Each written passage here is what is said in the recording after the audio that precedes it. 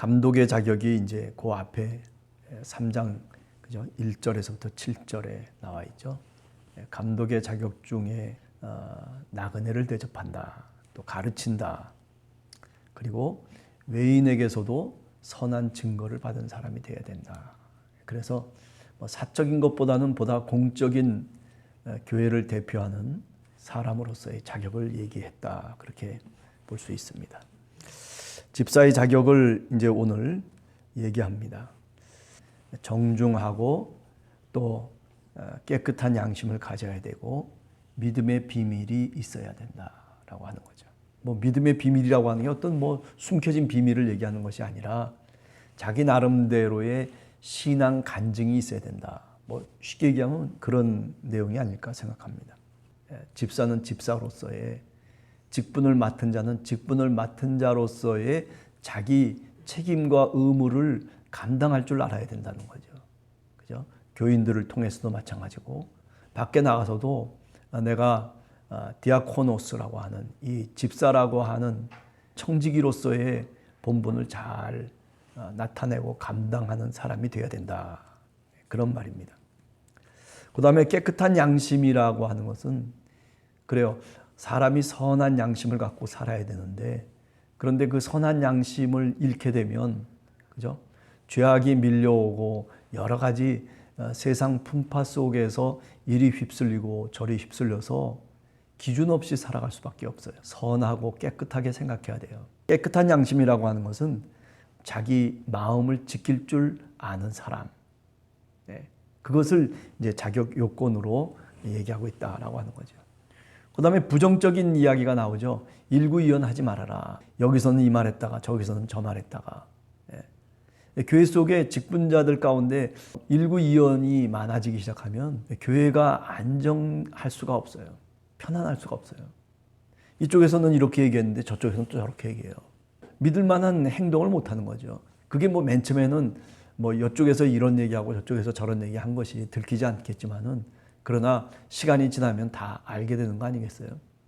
그 대신 시간이 지나면서 그만큼의 소요되는 시간 속에서 교회가 어려움을 당할 수 있다라고 하는 거죠. 그런 의미에서 일구이연을 하면 안 된다. 그 다음에 술주정뱅이가 돼서도 안 된다라고 하는 거죠.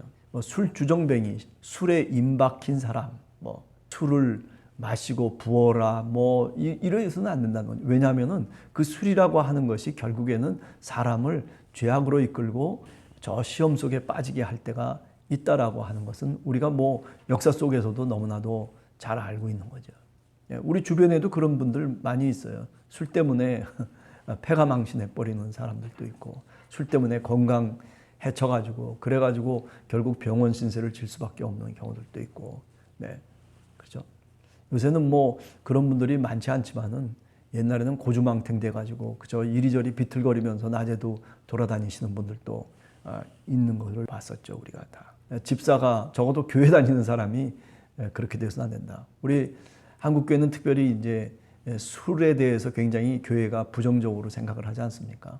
왜 그러냐면 조선시대 때 말기에 백성들이 그 술 먹고 얼마나 말하자면 못된 짓을 하고 그리고 술 먹고 별의별 일들이 다 일어났었거든요. 그걸 선교사들이 와서 보면서 이게 원인이 뭘까 생각을 하면서 그 원인은 술이다 이렇게 생각을 해서 술을 이제 금지시킨 거죠. 그런 문화적인 전통, 신앙 문화적인 전통이 우리 한국교회 속에 있죠. 그런 면에서 술을 즐겨하는 사람이 되어서는 안 된다라고 하는 겁니다. 그 다음에 또 불의한 유익을 취하지 말라라고 하는 거죠. 그죠? 공짜로 생기면 좋아하고 그러나 그런 것들이 불의를 통해서 내게 주어진 것인데도 불구하고 그런데 그것을 좋아하고 또 그것을 탐닉하면 안 된다라고 하는 거죠. 그런 것들이 다 나중에 그리스도의 영광을 위해서 살지 못하고 오히려 그리스도의 영광을 가리게 만드는 그런 요인이 될 수밖에 없는 거죠.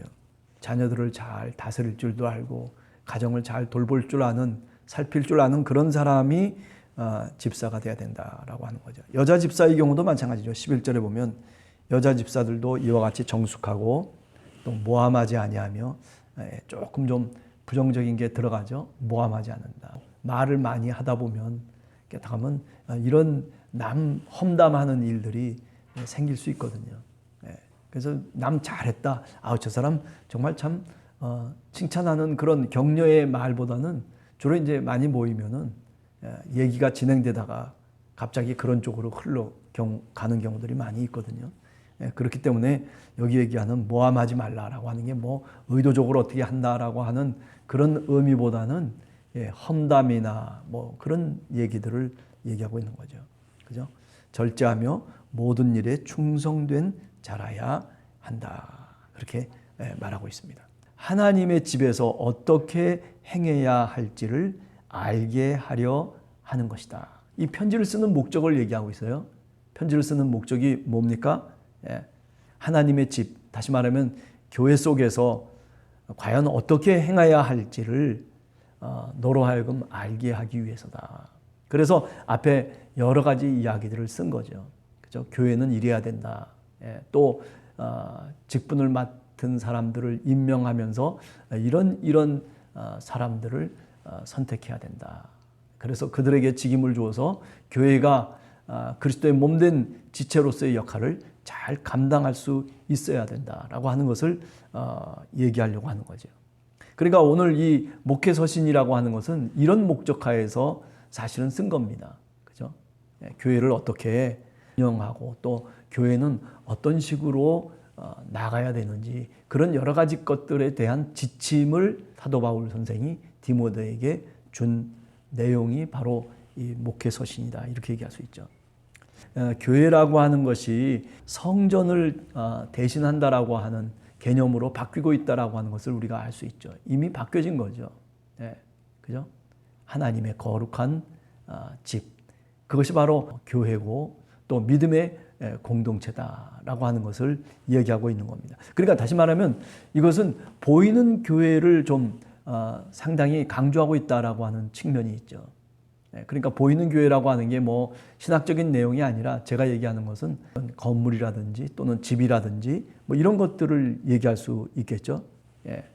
그래서 이 집은 살아계신 하나님의 교회요 진리의 기둥과 터니라. 이 하나님의 집이라고 하는 것은 바로 뭘 의미하느냐 하면 하나님의 교회를 가리킨다. 하나님의 교회는 또 뭐냐? 진리의 기둥과 터다. 이렇게 얘기하는 거예요. 16절에 이제 마지막으로 얘기합니다. 그렇죠? 경건의 비밀이요. 이 교리적인 것을 얘기하는 겁니다. 그래서 그는 육신으로 나타난 바 되시고, 왜 이런 말을 하냐면은 지금 영지주의자들이 이 디모데 교회 속에, 이 에베소 교회 속에 들어왔다는 거 우리는 이미 알고 있잖아요. 그죠? 그래서 육체라고 하는 것이 아무런 소용도 없고, 육체라고 하는 것은 썩어질 것에 불과하다. 우리의 영혼만이 하나님 앞에서 온전하고, 그래서 그 영혼의 거듭남을 통해서 말하자면 우리가 하나님의 자녀로서 살아가는 거다. 뭐 틀린 얘기는 아닐는지 모르지만은, 그러나 자꾸 문제는 뭐냐면 이분법적으로 그렇게 영혼과 육을 나눠가지고 그 육체는 쓸모없는 것이고, 그렇기 때문에 육을 위해서 사는 것은 헛된 것이다. 뭐 이런 식으로 이제 자꾸 극단적으로 몰아가는 거죠. 그래서 지금 얘기하는 겁니다. 육신으로 나타난 바 됐다. 그죠? 성육신하신 예수 그리스도를 강조하는 거죠. 또 더 나가서 영으로 의롭다 하심을 받으시며 라고 하는 것. 영으로 의롭다 하심을 받았다라고 하는 말이 좀 말이 생소할런지 모르지만은 이게 부활 사건을 의미하는 거죠. 예수 그리스도가 이 땅에 오셔서 육신을 갖고 살아가시다가, 그래서 성령의 능력으로 다시 죽음 가운데서 부활하신 하나님의 의로우심을 나타내신 그리스도 예수.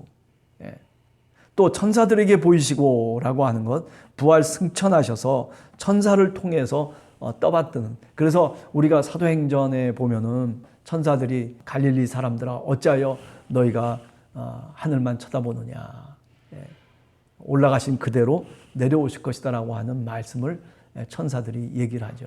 예수 그리스도의 그 승천의 사건 속에서 보면 그 천사들을 통해서 같이 함께 올리우시는 그 모습이 이제 그림으로 그려질 수 있는데, 지금 여기도 그런 모습으로 우리가 얘기할 수 있습니다. 천사들에게 보이시고 만국에 전파되시고, 그죠? 그래서 이방 민족들에게 복음이 전해지는 거죠.